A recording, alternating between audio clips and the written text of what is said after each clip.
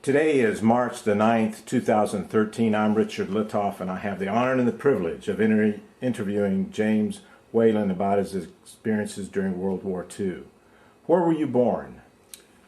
St. Joseph, Kentucky, January the 4th, 1926. And where were you when you heard about the attack on Pearl Harbor? It was at a friend's house. We were playing basketball, as I recall. It was like 2 o'clock in the afternoon, something like that, our time, and when we first heard about it, and everybody was obviously surprised, and it kind of broke up our basketball game. But it was, again, it was something that was far away, and we weren't all that concerned about it. You think, oh well, where's Pearl Harbor anyway? Wasn't quite sure where Pearl Harbor was at that point. And what were you doing at that time? Were you in school, or did you have a job? Just getting out. I was still in school, and when the next spring I graduated from high school, and then that's when I went into the service. I got to when I signed up, it was late in December, and we got to Indianapolis, and they said we'll have to hold you here because Great Lakes is full. We don't have room for you up there, and we stayed at the YMCA in Indianapolis for the first 10 days that I was in the service, and had some new experiences there in Indianapolis. That I was just a country boy, I'd never seen all the big buildings. Said, I think the remark was that sure would hold a lot of corn, but we got the Great Lakes, and I think it was the day before my 17th birthday. We got settled in on January the 3rd up at Great Lakes, and then that's when I went through boot camp there at Great Lakes. Now, what prompted you to enlist at such an early age? I just felt like that was my civic duty. War broke out, and I was an able-bodied boy, not an able-bodied man at that point. But just felt like that's something I should do. And what did your parents think about that, particularly at your young age? Well, of course, Dad was dead, but Mom didn't have any. She didn't have any objections. She said, "Well, if that's what you want to do, I'll sign." And she had to sign the papers for me, and I'll sign the papers for you. And why did you choose the Navy over the other branches? Well, actually, it was not my first choice. I wanted to get into the Air Force, but I'm partially colorblind, and I didn't pass that part of the test. So they suggested, well, why don't you go over to the Navy recruiting office, and maybe you can get by there. And I did, and was able to get into the Navy. I guess I have to admit that I was trying to avoid getting drafted into the Army. That wasn't what I was really wanted to do. So I signed up early and got accepted in the Navy. But before you enlisted, you worked at International Steel in Evansville. Yes, I did. And how did you get that job, and what did you do there? Well, they were just hiring, and I moved from my home in St. Joseph to my sister lived in Evansville, and I stayed with her for a few weeks till I found a place, a rooming house. But there was lots of places. Almost everybody was hiring, and it wasn't tough to get a job. And I'm not really sure why I picked International Steel. I think because a friend of my sister worked there. And he said, you know, they're hiring out at International, and I went out there and signed up and went right to work just within a few days.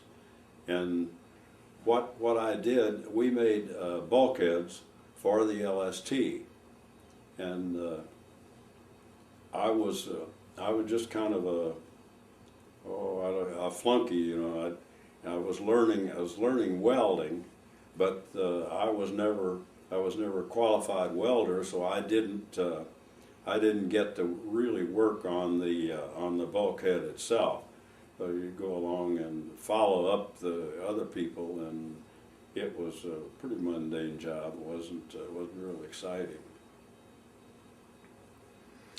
Did you have other jobs there at International Steel, or did you get to see what other things that they were making or producing? Well, it was that was all I did. You know, basically work for a welder. You know, I was holding stuff in place and things like that, and that's basically all I did for the. And it was roughly 6 months that I worked there. And we didn't see much of anything else. They made other things at International. Their big thing was the revolving door. After the war contract, after those contracts ran out, they made revolving doors, and they still did that. But big part of their factory was converted over to this, and all you could see was just a big wall of steel, and they'd have what they did was weld on supports to keep it rigid, and then of course they went down to the ship to be installed on the ship. Well, tell me a little bit more what you did at Basic. What was that like up at Great Lakes? Well, for me, it was pretty physical. You know, you did a lot of physical activity, and the thing that I had never seen before was like 3 feet of snow in out of Great Lakes, and we would dig tunnels and actually walk through. And snow would be up 4 and 5 feet tall, and you practically at the level of my head if it was you know, if it was wind was blowing at that. But you know, you went through all of the basic training for you learned how to tie lines and how to work on the ship and different things like that. But it was just an orientation of what the Navy was going to be like. And we, you know, you come away feeling like you'd been exposed to a whole lot of things, but you weren't necessarily very good at any of them. But the next time it came up, you know, when we were on the ship, said, "Oh, yeah, we did that." So it was worthwhile, and it was a fun time. You got up early, and you worked hard all day, and then you went to bed, and when you didn't have any trouble getting to sleep. So it was a little bit obviously different for me, but it was kind of a fun time. So after you finished Basic, what did you do next? Then I went to Hospital Corps School, and it was just across the way, still there at Great Lakes. And there you got very basic knowledge of anatomy and physiology, and learned a little bit about medicine, but it was a concentrated course, and somewhere between 6 and 8 weeks, as I recall. So obviously you didn't come out as an MD. You needed a little more training. But again, when you got into situations, you think, well, yeah, we talked about that at Corps School, so it was a basic thing that helped out in later years. Did they assign you to that school, or is that something you wanted and asked for? No, that was not very high on my list at the time, and we said, well, we'll go over there and we'll flunk out of the school. And so somebody, one of the first instructors that we had said, some of you have said that you're going to flunk out of core school and you'll get into something else. Well, let me put it simply for you. The only way you get out of hospital core school is your hand folded across your chest and a lily in it. And so you decided then, okay, I'm in core school now, and I guess I'll live with it. But we went through the core school, and then I was assigned to Naval Hospital in San Diego. And again, there you kind of followed the doctor around. You didn't. We learned how to give shots and things like that. So we were able to assist the doctors, but again, we didn't remove any appendix in an emergency operation or anything like a couple of the corpsmen did. I'm glad I didn't come up with that kind of a situation. But the type of patients they had in San Diego, were these wounded from the South Pacific, or we were getting Marines in from the early operations in the South Pacific, but most of the hospital was for people who in the service that had just normal ailments that they would come in for. But there was a little bit of activity. We talked to several. I wasn't assigned to those wards, but talked to several Marines that had been at Okinawa and some of those islands and were already transferred into the States. and some of the stories or information they were telling you, was it any different from what you were hearing in the news about how the war was going in the South Pacific? Well, no, not really. Most of them were kind of like me. You knew your little part of this, but hardly anybody had access to the big picture because security was fairly tight, and you didn't know too much about what was going on next to you. And I think they had the same thing. While you were in San Diego, what type of news were you hearing about the war? Was it going well, or was it concerning? Well, again, we did not. Mostly what we heard was what was in the paper. It was the headlines that appeared in the paper each day, and we weren't. I probably was partly our fault. Maybe we weren't digging for it. It might have been out there, but really we weren't exposed to it. We didn't have much other than what was in the newspaper. So we didn't have a clue as to how it was really going, whether we were winning the war or losing the war or what. Now, when you had free time, both in Chicago and San Diego, and from a country boy from Kentucky, what was there to do, and what were your impressions of the big cities? Well, we didn't. The only impression we got of Chicago was when we were passing through, because we were confined to quarters there. You didn't get out. You were there in boot camp, and you didn't get to go in town. And the same way with the Corps School. You didn't get to go into town. It was just as you were leaving, you go to the train station and see that, but we didn't see a whole lot of the city. But now in San Diego, and they were loaded with personnel. We actually lived in tents there in Balboa Park, where I've been back there a couple of times since. It looks a little bit different because there were rows of tents up and down the street, and we lived in those tents, and we walk across the street to the hospital to work. But we went into town there, and it was, it was all impressive at first. Everything was new, so it was pretty impressive. But you adjusted pretty quickly.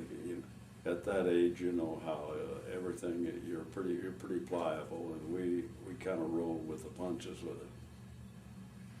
After San Diego, where were you assigned next?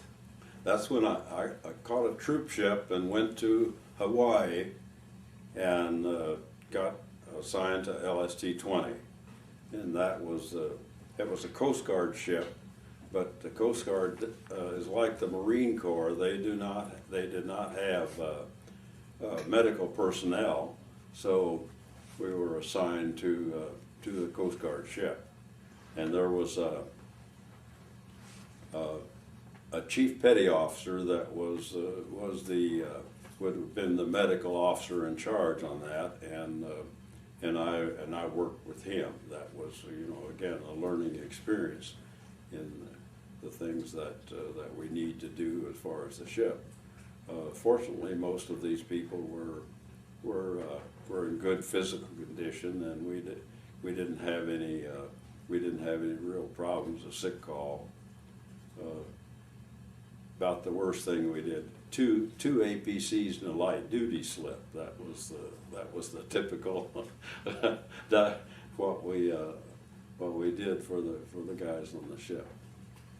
What was the toughest thing to learn going on board a new ship that you had not been on Learning board? to live in a space about this big, I guess, was probably everything was. I guess it would be kind of like on an airplane. Everything was much smaller, and there wasn't a lot of room to move around. Although, as you adjust to that, well, you find that there's lots of things to do, and you had the room that you needed.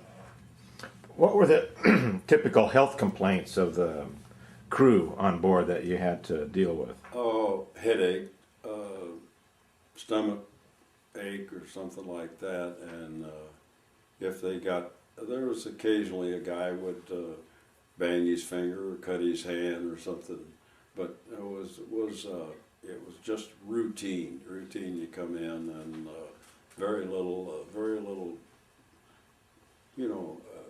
practice of medicine itself. Practically none. The stuff that almost anybody could do. I kind of lived by the Merck manual, and every ailment was in there, and you could look it up and see what you're supposed to do, and that's what you did for them. And it was that was kind of our Bible. But it was not anything exciting as far as special treatment or anything like that. So what were some of the ports of call that the LST-20 went on? Well, we made several. We went to Guam, Midway, Saipan, and one time we went down to Auckland, New Zealand. And that was when we crossed the international date line, and we got initiated. We became a polywog then, after the initiation, and that was quite an experience. Everybody kind of stripped down to their shorts, their skivvies as we call them, and we got hosed down. You had to go climb up the ladder, and this fire hose was right on top of your head, pushing you down, and then you got paddled and you got pushed around a little bit. Nothing real exciting. The final thing, as I recall, that you had to kiss the royal fish. Well, this fish had been put out on the deck for probably 2 to 3 weeks in the sunshine. And needless to say, it was a pretty rank piece of meat. And I thought, well, what I'm going to do, I'm going to get down there just real close to it, but I'm not going to touch it. just about time I was do that, guy slipped up behind me and hit me with a cattle prod, and boom, my nose went right into the fish. Yeah, that was bad news. But the next time we crossed the international date line, I was one of the crew that did the initiating, and I was the royal dentist. I made up a concoction of Atterbury. I don't know if Atterbury was a pill that we gave for malaria, and it was the foulest tasting pill that anybody had ever tasted. I ground up a bunch of them and put them in castor oil, and put them in a one of these little oil squirt. Pull the handle and squirts a thing of oil, and I'd look at it in his mouth and said, "Oh, there's a bad place back there," and put it back there and squirt it. One of the fellow told me that that 10 days later he could still taste that. It was horrible. But those again some of the fun times that we had on the ship, and you know really pretty unexciting. You'd go to a port and you'd unload some supplies and take on some others, and I do recall one time we ran out of meat. We didn't have any meat, and they had cans of corned beef hash. And for about 10 days, we literally that was our main meat course. We had fried corned beef hash, we had boiled corned beef hash, we had stewed corned beef hash. It took me 30 years before I could ever look corned beef hash in the face again. But then we finally come along a supply ship and got some regular meat. What were the typical supplies that you were delivering at these various islands? Well, there would be, maybe we didn't deliver too many tanks. We had some tanks, but mostly it would be small trucks. They call it 4x4s and that was just a little bit bigger than our pickup today, a little bit bigger. But that we had things like that we would deliver to, and if we go to some of the places, we might deliver ammunition, and but basically it was just supplies that they needed, jeeps and 4x4s and things like that they would need at the installation on this island. And where would you be supplied? On sea, or did you have to go back to port like Hawaii to get your main supplies? No, we picked them up we didn't get to Hawaii that often, but we picked them up from, a major place like Guam, or some of them that were major supply islands. That's where we would pick them up and then take them to the smaller islands. And did you get a chance to get on the island, meet some of the we did, but people? Generally speaking, the villages were off limits, and only authorized personnel, someone who had actual business.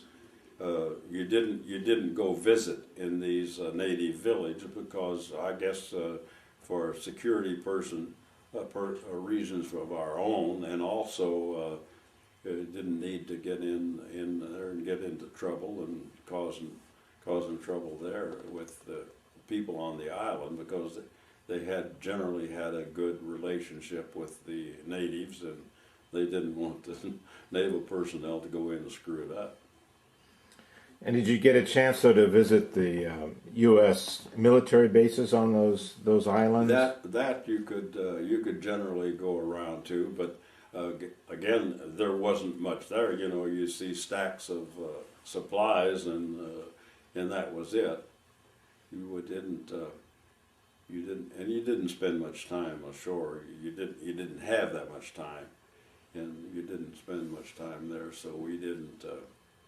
Other than what you could see from the ship itself, we didn't see a whole lot of the islands. Well, since those islands that you mentioned were major campaigns and battles, could you see any of the remnants of what had happened there earlier? I think probably the most we saw was on was Saipan. We were able to see some of the caves and where the Japanese were holed up, and but you didn't see a whole lot. Everything was kind of in a state of disarray on those islands anyway. So you don't know exactly how much was done because of the war, or whether it was there beforehand. And while you were traveling from island to island delivering supplies, were you ever threatened by enemy planes or shipping? Not at that point, no. We didn't encounter any enemy action until later on in the campaign. We, I guess, after several months we came back to San Francisco for repairs and went into dry dock, and as luck would have it, that was VE Day, and I was one of the estimated 50,000 people that was on Market Street that first night, and that was an experience in itself. They said that all of the bars and all of the liquor stores would officially be closed 1 hour after the official declaration of VE Day, and they were. But these bars along Market Street had these security gates, and they were open. Had the bars there, so they were selling the booze right through the bars. They were closed, but you could walk up and hand them a $5 bill and get a pint of. I guess they cleaned out all of the old stuff that they'd been trying to sell for years, but everybody had. It seemed like everybody had a bottle in their hand, and you would go up and shake hands or hug somebody, and then exchange. Here, you have a drink of mine, and I'll have a drink of yours. And needless to say, before the evening was over, it got kind of messy.